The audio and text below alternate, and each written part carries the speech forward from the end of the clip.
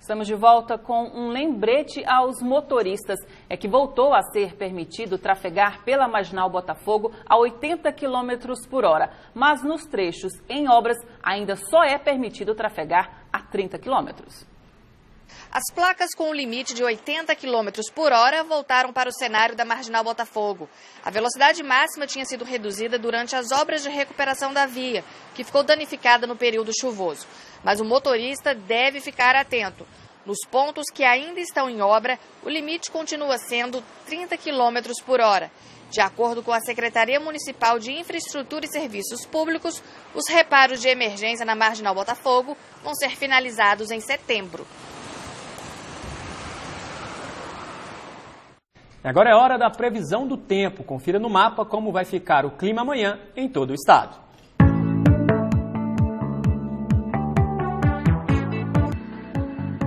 Tempo nublado com possibilidade de chuva isolada no sul. Demais áreas, claro, a parcialmente nublado. Em Campos Belos, na região norte, a temperatura máxima não ultrapassa os 35 graus. No sul de Goiás, em Piracanjuba e em Maurilândia, no sudoeste, as temperaturas são as mesmas e ficam entre 18 graus e 33 graus. Máxima de 34 no centro-oeste, em Campo Limpo de Goiás. Cristalina, no leste, registra mínima de 14 e máxima de 34 graus. Na capital, céu parcialmente nublado a claro, com mínima em 17 e a máxima em 32 graus.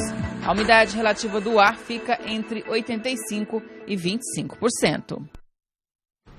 E foi definido nesta tarde que o juiz Oscar Neto vai ser mesmo responsável pelo processo do contraventor Carlinhos Cachoeira, apesar dele ter se declarado incompetente para o caso. Ontem, Cachoeira começou a trabalhar em Aparecida de Goiânia, cumprindo pena pelo regime semiaberto. Denise Parreira. O julgamento aqui no Tribunal de Justiça foi para decidir qual juiz daria andamento ao processo de Carlinhos Cachoeira. Esse processo é originário do Rio de Janeiro, porque trata das fraudes na Loteria Carioca. Foi transferido para Goiás depois que a defesa alegou que ele tem residência e família aqui e já cumpria pena domiciliar por outros processos. O relator da 2ª Câmara Criminal, desembargador Luiz Cláudio Braga, decidiu que é o juiz Oscar Neto, da 7ª Vara Criminal, quem vai cuidar do processo. O juiz já havia se declarado incompetente para julgar o habeas corpus de Cachoeira. O superior concedeu uma medida cautelar para que ele ingressasse no sistema da condenação, ficando aguardando a deliberação definitiva ou deliberação de mérito do Tribunal Goiano, que tenha competência para deliberar. O Tribunal, no julgamento deste habeas corpus, define quem é o juízo que deve atuar na execução penal e determinou que imediatamente o paciente ingresse no sistema da condenação, fazendo com que o Dr. Oscar da 7ª Vara seja indicado como juiz competente e a ordem para que o paciente já ingresse no sistema semiaberto. Carlinhos Cachoeira foi preso no dia 10 de maio. No dia 7 de junho, ele conseguiu a progressão para o regime semiaberto e, desde então, cumpre pena em casa com tornozeleira eletrônica. Nesta segunda-feira, Cachoeira começou a trabalhar em uma indústria farmacêutica em Aparecida de Goiânia. E foi homenageado hoje, aqui em Goiânia, um advogado histórico lá de Jataí. Ficou curioso para saber quem é? Assista na reportagem de Janda Nayara. A pergunta e a resposta que mudaria não só a capital, mas a história do país. Foi em 4 de abril de 1955, em Jataí, no primeiro comício do então candidato a presidente Juscelino Kubitschek, que o jovem Antônio Soares Neto, que após esse episódio ficou conhecido como Toniquinho JK, perguntou se o político cumpriria a Constituição e construiria a nova capital. O Juscelino, realizando o seu primeiro comício em Jataí, lá ele falando sobre o seu programa de trabalho, eu perguntei para ele, já que ele estava falando tanto em cumprir a Constituição, se eleito fosse, se ele mudaria a capital conforme estava prevista a Constituição. Foi com a resposta positiva de Juscelino que Toniquinho entrou para a história e até hoje se emociona em relembrar o passado. Graças a Deus deu certo, né? Alguém já dissera que o Toniquinho foi o escolhido para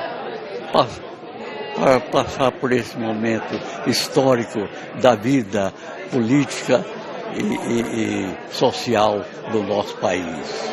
Eu me sinto imensamente feliz. Em reconhecimento à audácia e inteligência de Toniquinho, ele recebeu uma homenagem do Instituto Histórico e Geográfico de Goiás e foi empossado como sócio correspondente. Toniquinho JK é uma memória viva que nós temos que preservar. Então, em razão disso, nós estamos aqui hoje valorizando, homenageando esse grande e ilustre cidadão de Jataí.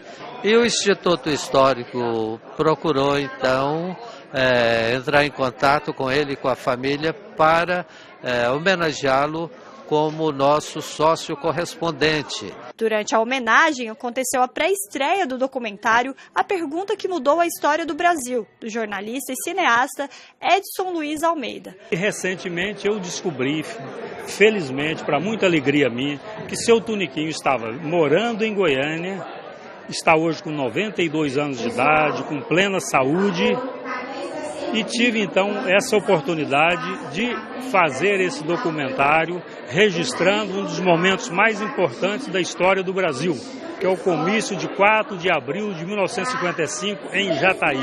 Quando o Toniquinho me colocou o problema, eu pensei subitamente. Não dei senão 1 ou 2 segundos de espera e respondi prontamente. Se a Constituição exige a construção da nova capital do Brasil, vou respeitá-la e construirei a nova capital do Brasil. E hoje tem roda de entrevista aqui na TBC, por isso é hora de conversar com Enzo de Lisita. Boa noite, Enzo. Boa noite, presente. Seja bem-vindo mais uma vez. Com certeza, muito obrigado. Vou quebrar o roteiro de novo. Olha só, seu Toniquinho JK foi uma das grandes entrevistas que nós fizemos aqui no Roda de Entrevista. A produção teve um cuidado todo de trazê-lo, 92 anos de idade, e ele me deu uma inveja danada na entrevista. Sabe o que foi?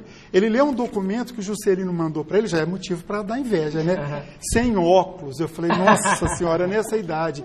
O seu Toniquinho, ele, até uns 2 anos atrás, não posso dizer que ainda faz isso, ele caminhava lá no horto, meu sogro, minha sogra, sempre encontrava com ele um vigor, uma lucidez total. Então, assim, uma figura sensacional e que tem que ser preservada, a memória e o que esse goiano representa. Personagem histórico, né, de Goiás, já passou pelo Roda, mas o Roda hoje continua esse ano entrevistando possíveis candidatos aí, governador, presidente, hoje tem candidato também? Isso, da experiência do seu Toniquinho, a gente passa para a juventude, né, do deputado federal Daniel Vilela, pré-candidato do MDB ao governo do estado, e nós vamos conversar com ele o que ele pretende. O MDB goiano em profunda crise, né, rachado, uma ala do partido apoiando o Caiado e outra ala apoiando, ele está mal nas pesquisas, e como fazer para subir no palanque, por exemplo, com Michel Temer, que é o companheiro de partido.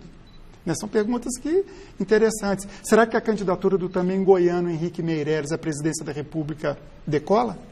Verdade. Boas perguntas. As respostas nós vamos saber logo mais no programa. Quem vai te acompanhar hoje? Sim, Marcos Carreiro, do Jornal Popular, e Vaci Oliveira, da Sagres 730 AM. Mais 2 excelentes jornalistas e competentes que vão ajudar a gente a conversar com Daniel Vilela, um governadoriável. E também, né, você, telespectador, 996734567. Número decorado, espero que o telespectador também. Obrigado, Enzo. Às 8 da noite. E, gente, deixa o 12 de junho um pouquinho mais tarde e assista o Roda de Entrevista.